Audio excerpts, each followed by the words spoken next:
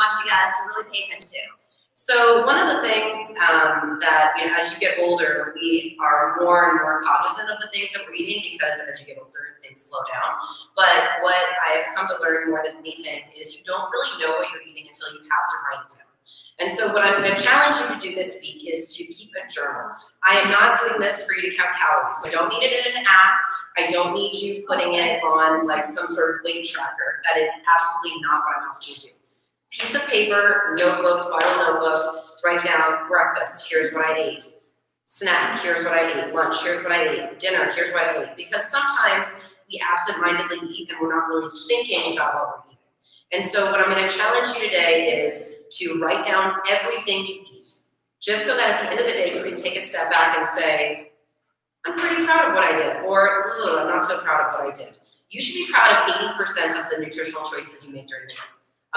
And so that leaves some wiggle room for you to say, like, yeah, I wanted to have, a little snack bag of chips, or I wanted to have a little snack bag of my kids' little pirate movie, right? So like you have these built-in wiggle room where you don't have to give up everything you love. But the idea is, do you feel good about the things you're putting into your body? You only get one body, so what choices are you making to fuel your activity every day? So I'm going to challenge you to write your stuff down and to really think about what you're putting into your body to fuel your activity on a daily basis. So hopefully you did it right with the 7. We want pictures too. Last week was the bag of sugar. We want you guys to take pictures of that and send it to us so we can look at it. That's some fun little things we can do. And then with the food log, go ahead and send it to us and we can look at it. One of the things my kids do that I say is not right is for breakfast they tend to have cereal. Cereal is more like a dessert. So that for me would not be like a good quality breakfast. But we have cereal for dessert at night. They're allowed to have cereal, Lucky Charms.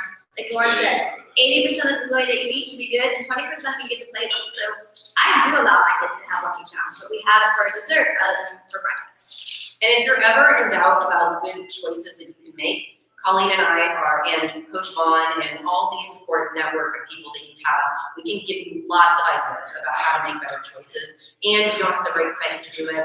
You can go with your parents. You don't have to spend a lot of money to do it. But our goal is that look at what you eat and you say, I don't have enough fresh stuff. Real stuff growing from the ground, coming into my body that's meant to be there. I have too much of this stuff.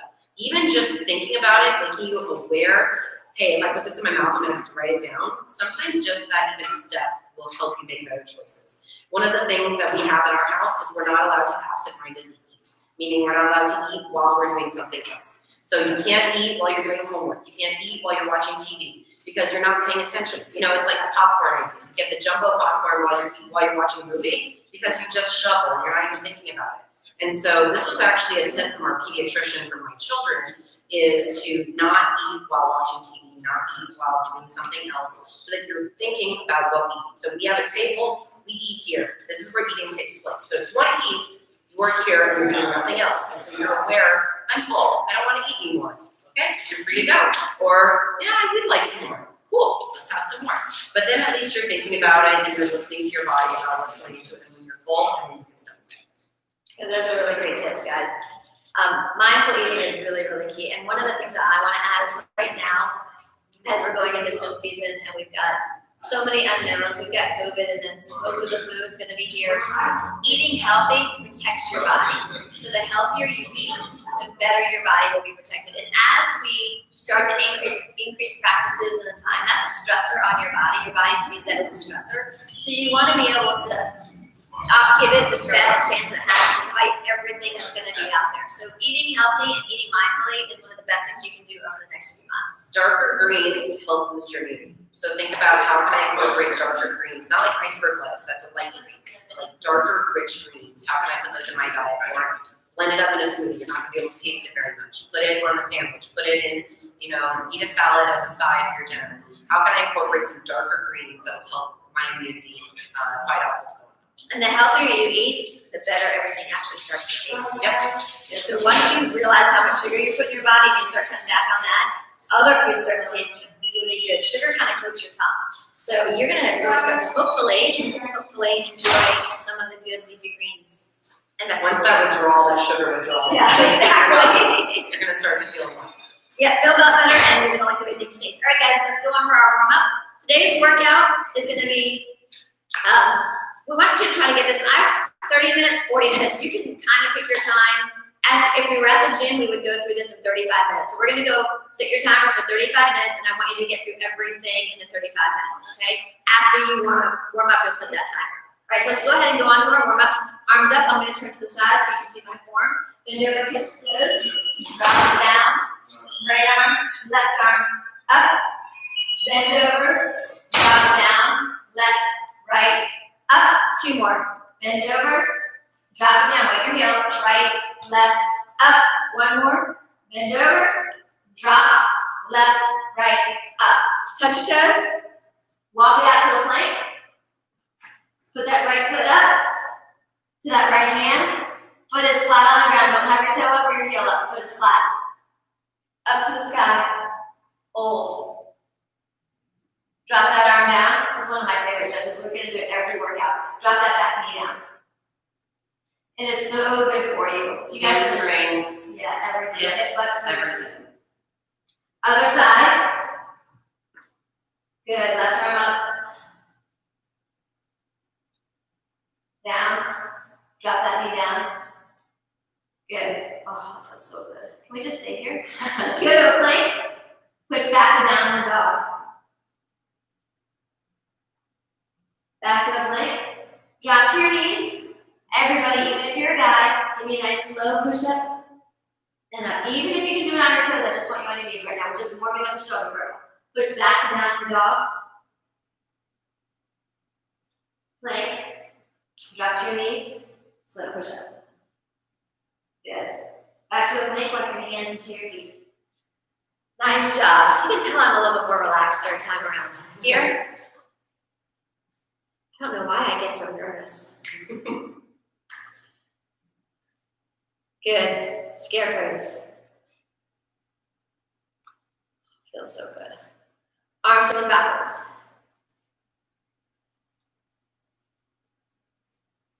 Good. Jumping jacks. Go.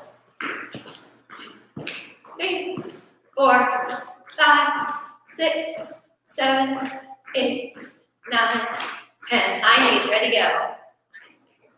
Remember, knees up, chest up. 5, 4, 3, 2, 1. Skaters. Side.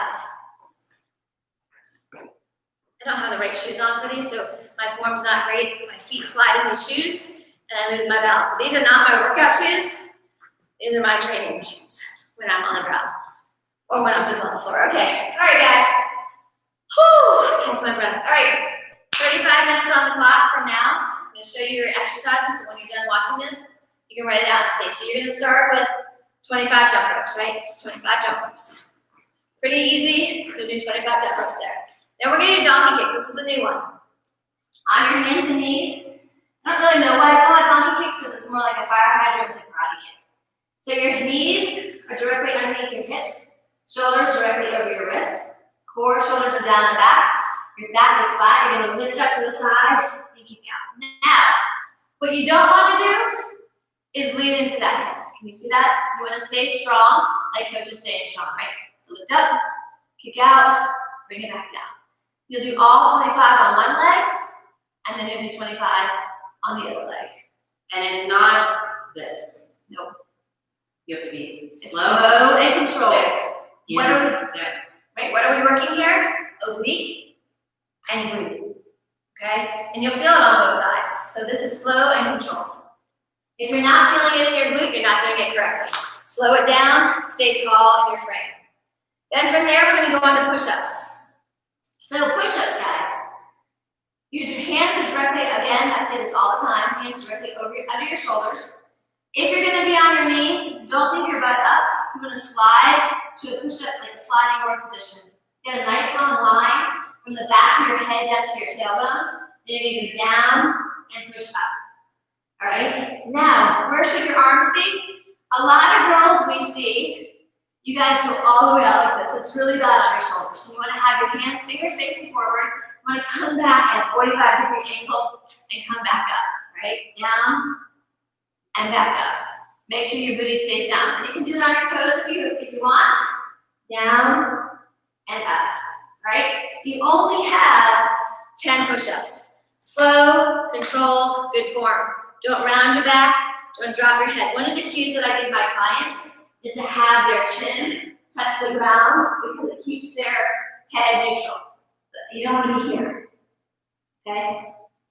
And if you find that doing them on your knees, like you could do more after that 10, then you need to move to your toes. So you should start on your toes, do as many as you can, good form, and then move to your knees. If that means you do 1 on your toes and then you move to your knees, that's fine, because then the next one, I'm gonna try to do 2 on my toes, and then I'm gonna drop to my knees. But with that being said, it's always better to have good form than it is to do 1. So I don't want you doing this and this is my 1. Right. You need to go all the way Full up. range of motion. Look at this push-ups.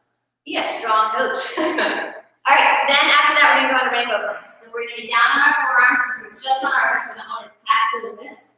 Shoulders over your elbows, feet hip width apart.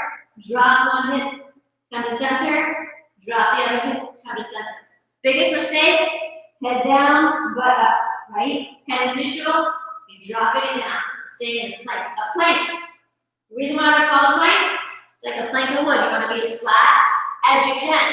Don't arch that lower back. Stay as solid as you can. This is when your mirror is going to be really important, okay? You should feel it. If you don't feel it in your core, then you're not flat. Right, you're not. You want to feel it here. You also want to feel it in your upper back, too. Because you're doing it in your shoulder. Yep. So now we're going to go on to mountain climbers, 25 mountain climbers. Hands over under your shoulders. Drive those knees up. This time, we are doing 25 on each leg. Okay, so that will be 50 total if you're counting both feet. All right, from there, we're going to go into single leg bridges. Down on your back. I have you doing 20 single leg bridges. So here, toe up to the sky, foot flex. Keep these legs nice and long. Lift up, squeeze, lower down. Lift up, squeeze, lower down. So you'll do 20 of these, then you'll switch and do 20 on the other side. Remember that you don't want your leg this far out. You want it to be knee and over ankle, okay? Foot flex, lift up, squeeze, and lower down, okay? 20 on each leg. Make sure your knee doesn't, one that's stabilizing, doesn't roll. All right, from there, we're gonna go up, up, down, downs. This workout is gonna be one of your harder ones. So you're gonna start a plank, down, down, up, down, down, up, and drop to your knees. Good, you're gonna do 6 on each arm, so a total of 12, okay? Now here's a mistake people make, they go like this, and then they come up, right? You actually move your arm to where your elbow was, and push up. Back down, arm and hand goes to where your elbow was. The wider your feet are, the more stable you'll be. So in the beginning, you might want to have them a little wider. The goal would be, then move them closer together, and no rolling. You'll feel that in your core, you'll feel that in your shoulders, and you'll feel that in your upper back, okay? All right, after that, we're going on to alternating toe touches, or toe taps. So, it's different than what we did last time. Your feet are gonna be up, your hands are underneath your sacrum, that body part, underneath you, and you're gonna drop one leg down, and then the other. Drop here. If this is too easy for some of you, some of our divers and our gymnasts, you lift up and drop up. Good. As long as you keep your chest open and don't run out. I don't want to see this. That's all right. So chest open. All right, you're going to do 12 of those on each leg. Pay attention to your legs, or your legs being straight. Gail, remember last year worked a lot with us on loosening up our hamstring. So make sure you've thoroughly stretched out so that your legs can be straight. And if they're wobbling, you need to stretch them. Absolutely. All right, from here we're going on to frog hops. This was Coach's one. She picked this exercise. So we're gonna frog hop, hop back, right? So you're gonna hop forward like a broad jump, hop back. Hop, squat, hop back. One more. Hop back. Good, okay? And we're gonna do 15 of those. Okay?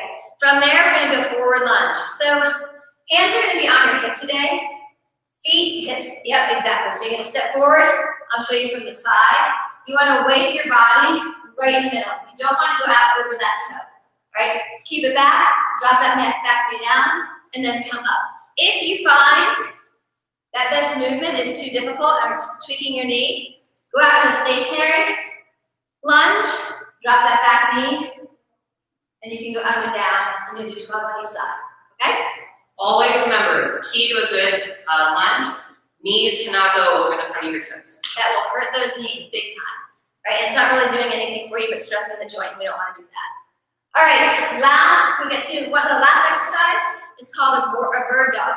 So hands and knees, hips directly over the knees, shoulders directly over the wrists, extend out. You're gonna come in and touch, and then go back out again. Good, now watch. I don't wanna see you fall, I don't wanna see that toe come out. Everything stays square to the ground. Exhale out, inhale in, and then you'll switch sides, all right? It is a lot harder than it looks. Yep. Great for balance, great for the posterior chain. When we say posterior chain, what do we mean? We mean your butts and your back and the back of your legs. In our society, we're so rounded and so forward focused that we never strengthen the backside. If we can get that backside stronger, your swimming is going to be so much better. So a lot of the exercises, especially in the beginning, are really focusing on opening you up and engaging the back chain. Any questions? And then the last. Oh yeah, then you're gonna do a quarter-mile run, and then you're gonna come in and do this again. So the idea is to go through 1 through 11, your quarter-mile run, come inside, 1 through 11. Hopefully, you can get through this 3 times, at least 3 times. The exercises are not that difficult. It's steady pace, and it's pushing yourself. It doesn't mean you get to number 11 bird dog, and then you just kind of, I'm gonna go for my quarter-mile run. Out, back in, and start all over again.